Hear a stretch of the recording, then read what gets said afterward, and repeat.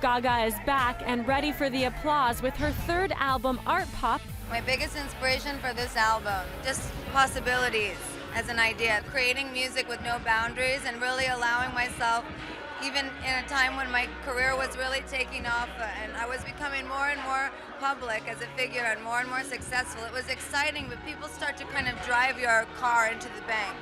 And I'm not really into that. I'm really into art, I'm really into technology, and I'm really into fashion and music.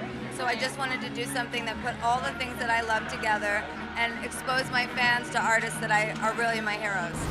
From an over-the-top art rave album release party in Brooklyn to a pop-up exhibit store in New York and LA, the Gaga hype machine is in full effect. Lady Gaga, I love you so much. Lady Gaga is everything, you know, she's the greatest artist of our generation. But for Gaga, the third time around hasn't brought her the same instant gratification as her previous albums.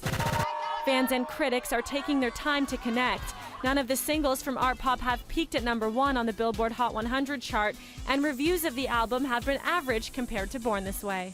I think it will take some time to be successful as her previous records. People want Gaga to be an instant success, and the moment that she doesn't do as well as she did, they're like, hey, is something wrong in Gaga land? It's about not giving the songs a chance. It's about not giving the audience a chance to connect with the songs. It'll be interesting to see how Artpop does critically, because I've noticed a certain resistance to Gaga so far this year. It hasn't had a single so far as massive as Roar was for Katy Perry. So without that to anchor it so far, I'm not sure that it's going to do the massive numbers that the Born This Way did. 2013 has been full of highs and lows for Gaga, starting out with a hip injury that not only forced her to cancel her Born This Way tour, but also reportedly brought on a marijuana habit to cope with the pain, which she kicked while working with friend and performance artist Marina Abramovich. She's very curious, she's very open-minded and very determined, and she just go for it, which I love, you know, and also she's not afraid to take risks and to be, you know, original.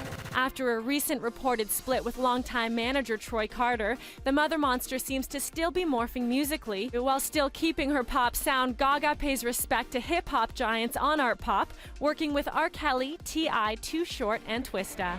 It was great.